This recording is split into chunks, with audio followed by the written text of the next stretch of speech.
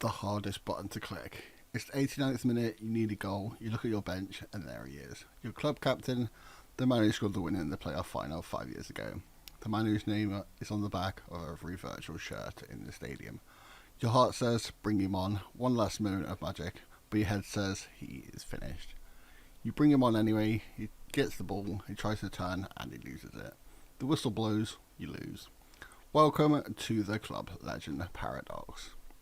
In Football Manager, we pride ourselves on being technical geniuses. We are ruthless, we exploit the transfer market, we rob South American clubs of their best talent, and we negotiate contracts down to the last penny. But there is one blind spot that affects almost every long-term manager. It is that inability to kill our darlings. Today I want to talk about why the hardest button to click in Football Manager isn't submit bid or confirm tactics, it's release on a free. Why do we do this? Why do we keep the 34-year-old midfielder on £120,000 a week when he has the mobility of a fridge? Psychologists call this the sunk cost fallacy. The idea that when we continue an endeavour because of our previously invested resources. But in FM, we aren't investing money, we're investing emotion. When you look at the player's profile, the game shows you his numbers. Passing 12, stamina 9, but you don't see numbers, you see memories. You see that rainy Tuesday night in Stoke where he scored a hat-trick to save you from relegation. You see the season he won the Golden Boot in the Championship.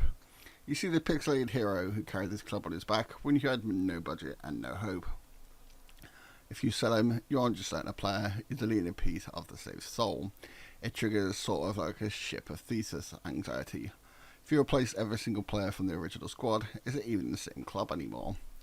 So we keep him, we pay him, we let him sit on the bench like an expensive museum exhibit, just so we don't have to face the fact that time has really moved on.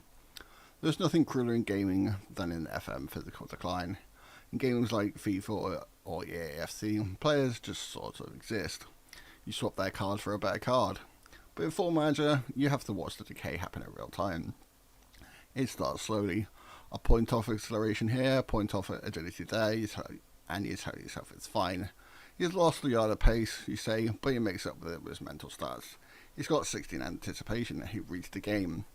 That's the lie we tell ourselves, it's the intelligence tax. But then comes the cliff. He hits 33, the physical attributes start plummeting. Suddenly he's not a footballer anymore, he's a liability. Every time you play him, you're actively sabotaging your own team. And the game knows it.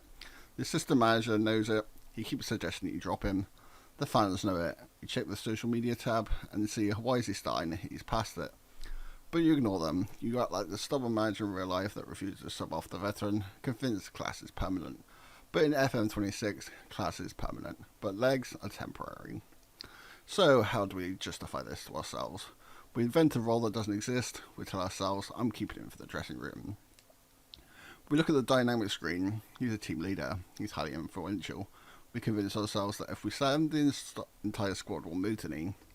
If we create a narrative that is the father figure of the group. We put him in a mentoring group with our 18-year-old Colombian wonder kids, hoping his model citizen personality will rub off on them. Essentially, we're paying him £5 million a year to be a glorified babysitter. It's the most expensive cheerleading squad in the world. We are scared of the happiness drop. We're scared of this notification. The squad is unhappy that you sold a highly influential player. So we become hostages. We are held hostage by a player who can't run, can't shoot, can't tackle, simply because he's popular in the cafeteria. And then the moment comes, the betrayal. You've been loyal, you kept him on the payroll, you've given him a testimonial, you've protected his legacy. But how does he reply you? He knocks on the door. Boss, I'm not happy with my playing time. His demands to start. He thinks he's still a 26-year-old superstar. The AI doesn't have sentiment. The AI is cold code. It's the squad player and one's regular starter. This is the moment the heart breaks. You have to look at this digital man, the man you love, and say, you aren't good enough anymore. He gets angry, the morale drops to abysmal, the squad gets annoyed, it forces your hand. You have to release him. You have to cut him loose like a deceased limb to save the body. It genuinely feels bad. I know it sounds ridiculous to non-gamers, but hit release on a club legend just feels like a personal failure. You failed to give him the ending he really deserved. You check in on him a year later. Maybe he's playing in League 2, maybe he's retired and become a terrible scout. And you realise the game goes on. We replace them because we have to. That's the ruthlessness of success. To be a great manager, you have to have a little bit of a psychopath. You have to prioritise the badge over the person, but for a brief moment, before you click continue, you remember that rainy night in Stoke on a Tuesday night, and that really has to be enough.